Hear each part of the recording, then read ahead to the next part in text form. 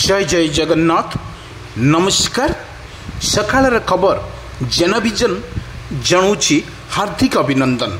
आसंतु किछि गुरुत्वपूर्ण घटना पर नजर पकेबा पूर्वर ओडिशा रे कौन रही लघुचाप स्थिति, कौन रही यार स्टेटस एवं लघुचाप रे केते प्रस्तुत अछि ओडिशा सरकार, सेथिप्रति 24 तारिख रे जो मथ टेकुथुबा एक लघुचापटी किपर यार प्रभाव रहिबो, किपर यार काय विस्तार करिबो, उत्तर दक्षिण ओडिशा एवं उत्तर ओडिशा रे किपर यार परिस्थिति को सामना करिवे लोक माने एवं सरकार केते प्रस्तुत अछि।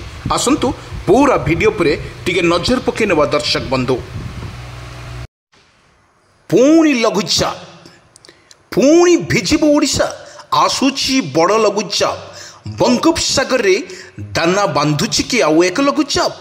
आसत्ता 24 तारिख रे लघुचाप क्षेत्रटी परिणत हेबो एवं ता मध्य रहिबो ओडिशा पर यार प्रभाव रे ओडिशा वर्तमान भिजिबो सारा ओडिशा। उत्तर बंगोपसागर रे पार्श्ववर्ती अंचल रे सृष्टि हेबो लघुचाप। ए लघुचाप रे कौन रहिबो स्टेटस, कृषक भाई माने किपरि करिवे यार चाष। बारंबार लघुचाप फल किपरि रहिबो अंटा दहले देइछि कृषक भाई तार खेत रे परिश्रम करुछि, हेले बुड़ी जाउछि कियारी कियारी पानी एवं एई पानी रे किपरि से चाष करिवो, सेथिपई चाषी मुंडरे पड़िछि वज्र। 24 तारिख रे यार प्रभाव रे उत्तर ओडिशा रे प्रबल वर्षा हेबो। परवर्ती समय रे या झारखंड एवं छत्तीसगढ़ मुहां हेबो बोली आशा करिछि आंचलिक पाणीपाग विज्ञान केन्द्र। परवर्ती समय रे सीमावर्ती व आभ्यंतर एवं सीमावर्ती जिले में प्रबल वर्षा को नहीं सतर्क सूचना जारी करिछि आंचलिक पाणीपाग विज्ञान केन्द्र। आंचलिक पाणीपाग विज्ञान केन्द्र कहवा अनुजाई वर्तमान ओडिशा उपरे या रहिबो 7 दिन पर्यंत वर्षा। एई 7 दिन वर्षा रे आज बिजुली घड़घड़ी सह सकाळ रे खबर बा सोमवार 21 तारिख रे प्रबल वर्षा एवं जहाँ प्रबल वर्षा पाई 12 जिला को वर्तमान येलो वार्निंग जारी करिछि आंचलिक पाणीपाग विज्ञान केन्द्र। आसंते 24 घंटे वर्षा संभावना, बिजुली घड़घड़ी सहित वर्षा लगी रहिबो बोली आकलन करिछि पाणीपाग विज्ञान केन्द्र। एने 22टी जिला को येलो वार्निंग जारी करिछि आंचलिक पाणीपाग विज्ञान केन्द्र।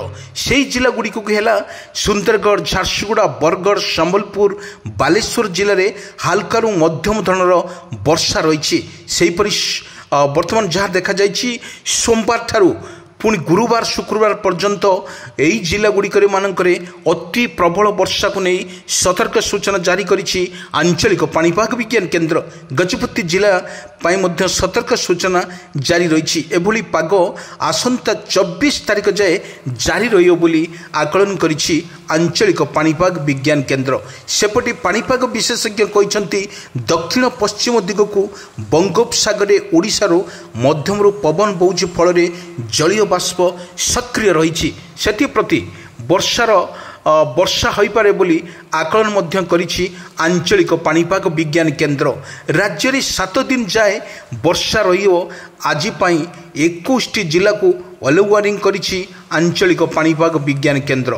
परवर्ती आम जदि देखिबा 5 दिन पर्यंत एवं 7 दिन रु 5 रु 7 दिन पर्यंत वर्षा ओडिशा उपरे लगी रहियो बोली आकलन करिछि पाणीपाग विज्ञान केन्द्र। एथिसह जो भली पवनर बेग मध्य 30 रु 40 किलोमीटर बेगरे पवन बोईपारे आसंता काली बा 21 तारिख जिला को येलो वार्निंग जारी करिछि आंचलिक पाणीपाग विज्ञान केन्द्र। तेबे उपकूलर सुखिला पाग नहीं पूर्वानुमान करिछि मध्य पाणीपाग विशेषज्ञ कहवा अनुजाई। तेबे 23 तारिख रे सारा राज्य रे प्रबल आरंभ हेबो वर्षा एवं आज राति ठू किपरि भाव रे प्रबल वर्षा को नहीं सतर्क सूचना मध्य जारी करिछि ଆଞ୍ଚଳିକ ପାଣିପାଗ ବିଜ୍ଞାନ କେନ୍ଦ୍ର। ଆମେ ଦେଖିଥିଲୁ ମତ୍ସ୍ୟଜୀବନ ପାଇଁ ଯେଉଁ ସତର୍କ ସୂଚନା ଜାରି କରିଛି ଆଞ୍ଚଳିକ ପାଣିପାଗ ବିଜ୍ଞାନ କେନ୍ଦ୍ର, ବର୍ଷା ମଧ୍ୟ ଜାରି ରହିଛି, ତୁହାକୁ ତୁହା ବର୍ଷା ମଧ୍ୟ ଜାରି ରହିଛି। ଆମେ ଦେଖିଥିଲୁ ଭିଜୁଆଲ ମାଧ୍ୟମରେ କିପରି ଭାବରେ ଏହି ଭିଡ଼ିଓ ସୂଚନା ଦେଉଛି ଲଘୁଚାପ ଜନିତ ବର୍ଷାରେ ପ୍ରବଳ ଭିଜିବ ସାରା ଓଡ଼ିଶା।